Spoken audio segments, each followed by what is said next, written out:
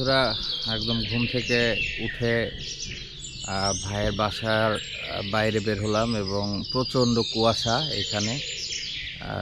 বিলের মধ্যে একদম দেখেন কিছুই দেখা যাচ্ছে না। তো এখন সকালে ঘুম থেকে উঠছি, ভাইয়ের গ্রামটা একটু ঘুরে দেখব এবং ভাবি রান্নাবাড়ার কাজ শুরু করে দিয়েছে অলরেডি। আমরা একটু ঘুরবো, ঘুরে এসে তারপরে খেয়ে অন্যান্য জায়গাগুলো এক্সপ্লোর করার চেষ্টা করব। চলুন আমরা দেখতে থাকি ভাইয়ের গ্রাম।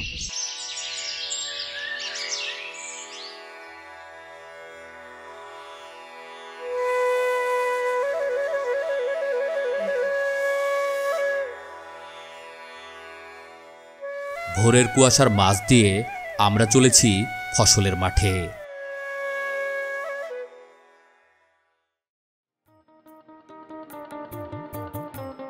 সোনালি রোদে সরিষা ক্ষেত যেন হাতছানি দিয়ে ডাকছে আমাদের।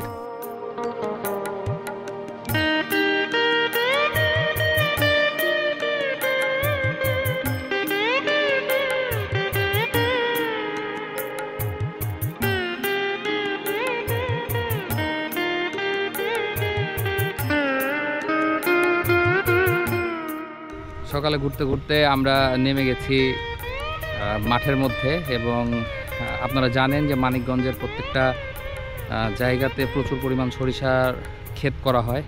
তো সরিষা ক্ষেতে অলরেডি ফুল চলে আসছে এবং চারিদিকে শুধু হলুদ আর হলুদ অবস্থা।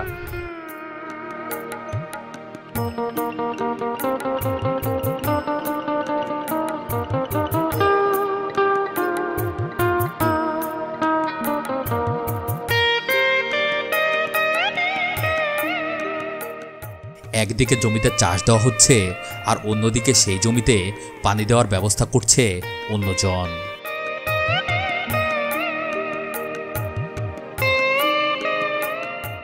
এইবার পেঁয়াজের দাম ভালো থাকায় পেঁয়াজ চাষে আগ্রহী হয়েছেন অনেক কৃষক। ভোর থেকেই তাই শুরু করেছেন পেঁয়াজ লাগানো।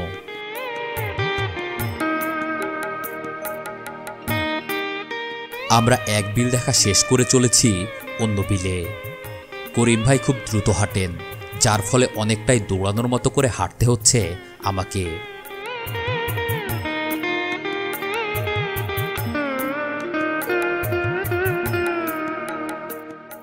ভোরের সোনালি রোদ গায়ে মেখে কুয়াশার চাদর ভেদ করে সবুজে মাঠের মাঝ দিয়ে আমরা চলেছি ইছামতি নদীর দিকে।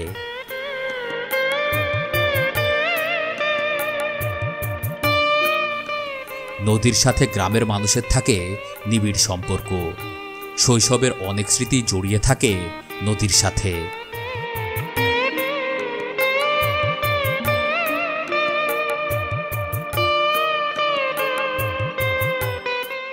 ছোট সময় আসতাম, নদীতে সাঁতার কাটতাম।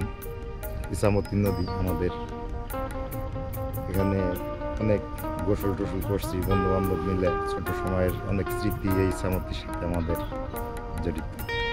এই আগেও কি এই নদী এরকম সরুই ছিল না আরো বড় ছিল? না, আর এইভাবেই ছিল।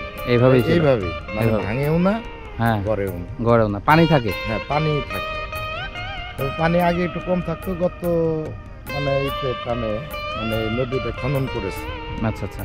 খনন করার পরে এখন মোটামুটি বেশ মানে পানি পরিষ্কার, তারপরে পানিও বেশি এখন নদীতে। আমরা মনে করেন যে ছোটো সময় মুরব্বীর সাথে আসতাম গরু ঝাপাইতে এই নদীতে। তখন বাড়ি কৃষিকাজ করতো, সংসার ছিল, 8-10টা গরু ছিল, 3-4টা হাল বাইতো বাড়িতে। ওই গরু নিয়ে আসতাম এই নদীতে ঝাপাইতে। করিম ভাইয়ের শৈশবের আরও গল্প শুনতে শুনতে ইছামতির পাড় ধরে আমরা চললাম সামনের দিকে।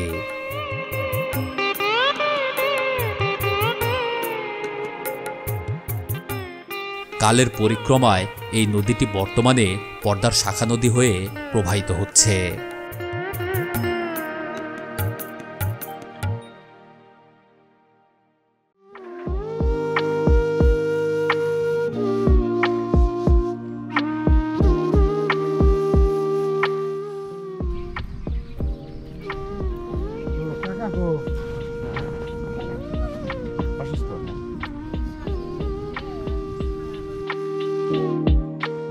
নদী পারাপারের জন্য রয়েছে ছোট ডিঙি নৌকা। আমরা নদীটি পার করে যাব গ্রামীণ এক বাজারে।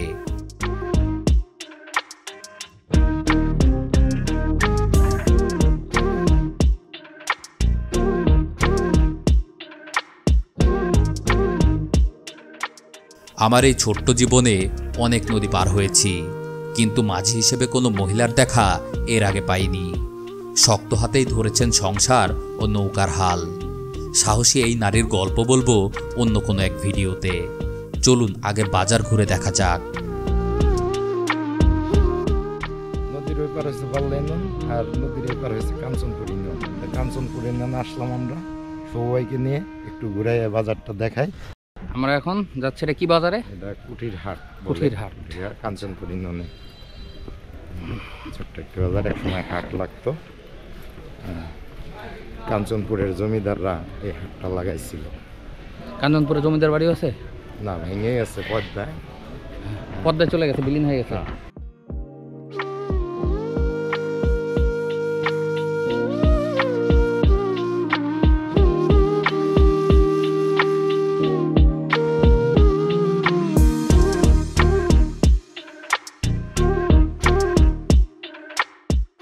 গ্রামীণ বাজারগুলো বসে খুব সকালে।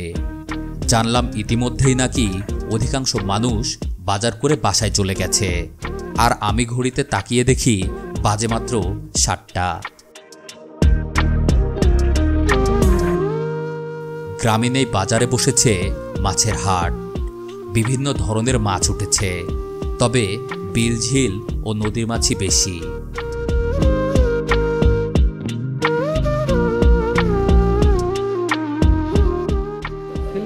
বাটা কই, আবার পদ্মার মাছ বিক্রি করি। এই যে দেশি কইগুলো কোথায় থেকে আনছেন? এগুলো ডাঙ্গা। কত করে দিচ্ছেন? এগুলো হলো এমনি আকসা বেশি, আকসা। আকসা মানে একবারে? হ্যাঁ। কতটুকু হইলো না হইলো এটা মাপা নাই, আপনারও নাই মাপা? তাহলে মানে মানুষ কিনে কিভাবে? আন্দাজের ওপরে? আপনাদের উপরে দাম চাইলাম, কালি করে কই নিয়ে গেল। আচ্ছা, এই যে এতটুকু মাছ হচ্ছে যে কত টাকায় বিক্রি করবেন? 500 টাকা দিয়ে। 500 টাকা যাচ্ছেন। আর এটা? ওটা 300 টাকা। এটা 300। তো মাছ তো দেখা যায় কাছাকাছি সমানই হবে, একটু বেশি হবে ওটাতে, অল্প অল্প একটা বেশি হবে।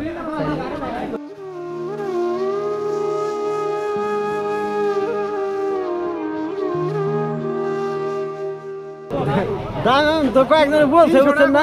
300 টাকা লোক বলে দিছে, একবার 300 টাকা কইলাম। 300 টাকা হলে দিয়ে দিবেন। কি কি মাছ আছে এই জায়গাতে? এর মাছ আছে, আদা মাছ আছে, জিওল আছে, জিওলটা কি কইছে, সব পদের মাছ আছে, সব পদের মাছ। আচ্ছা, সব পদের মাছ, ছোট ছোট একদম বাচ্চা বাচ্চা মাছ।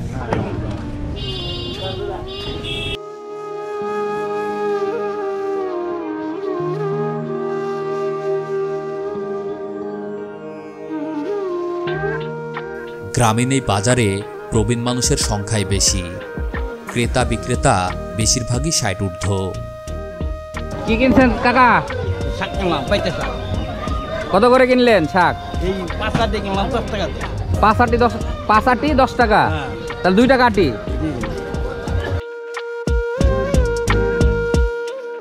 বাজার ঘোরা শেষ করে আমরা চললাম নদীর দিকে।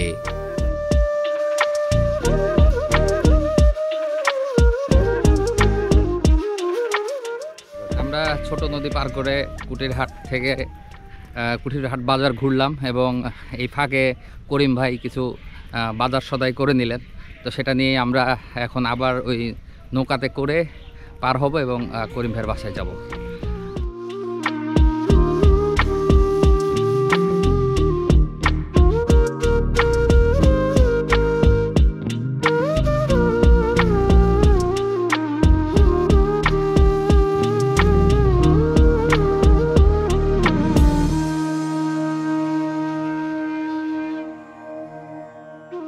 নদী পার হয়ে আমরা হাঁটছি ইছামতির ক্যানেল ধরে।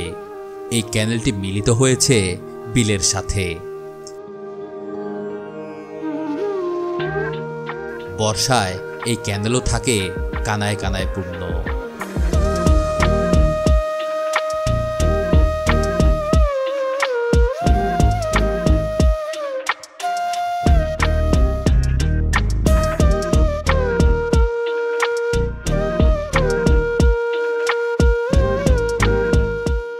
এখন ব্রিজের নিচ দিয়ে যাচ্ছি আর কি। এটা নদী থেকে উঠে আসলাম ক্যানেল দিয়ে, এবং ক্যানেলের পাশ দিয়ে এই ছোট কালভার্টের নিচ দিয়ে রাস্তা। তো ভাইয়ের এখানে ঘুরতেছি, নতুন নতুন জিনিস দেখতেছি।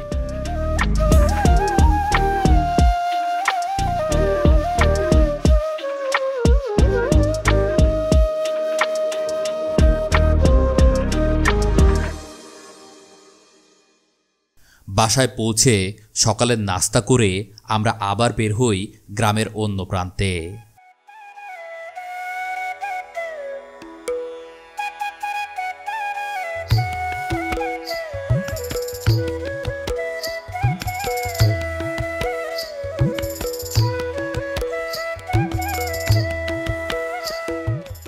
মজার মজার মিষ্টি হাওয়াই মিষ্টি, গোলাপের মতো কালার মধুর মতো মিষ্টি হাওয়াই মিষ্টি। হাঁটতে হাঁটতে চোখে পড়ে গেল ছোটবেলার আবেগ মিশ্রিত হাওয়াই মিঠাই। ছোটবেলায় এই বাচ্চাদের মতো আমিও ছুটতাম হাওয়াই মিঠাই দেখে। তখন এক প্যাকেট হাওয়াই মিঠাই পেলে যে আনন্দ হতো তা এখন যেন আর কোনো কিছুতেই পাই না।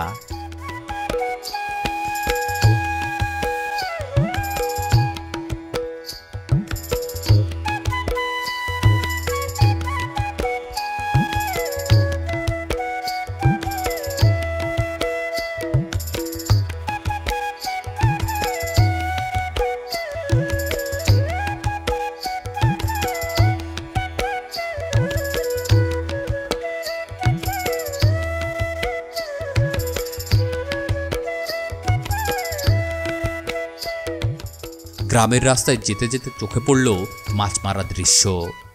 গ্রামের শৈশব মানেই কাদামাটি জল। ছোটবেলায় এমন করেই মাছ ধরতাম আমরা।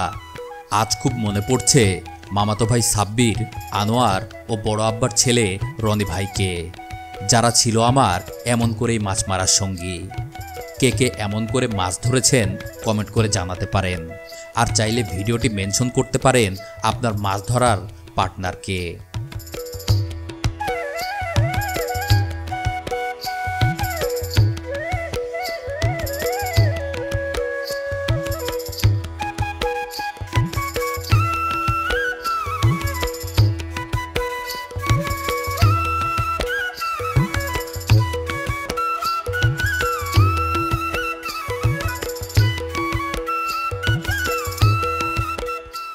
সুন্দর এই গ্রামটি ঘুরতে ঘুরতে আমরা চলে এসেছি ঝিটকার ঐতিহ্যবাহী স্থাপনা পোদ্দার বাড়ির দিকে।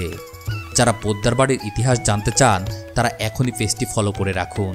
আর যারা ইউটিউব থেকে দেখছেন তারা সাবস্ক্রাইব করে আমার সাথেই যুক্ত থাকুন। পরবর্তী ভিডিওতে আপনাদের দেখাবো পোদ্দার বাড়ি আর জানাবো এর না জানা ইতিহাস। আজকের মতো এখানেই বিদায় নিচ্ছি। ভালো থাকবেন, ভালো রাখবেন। আল্লাহ হাফেজ।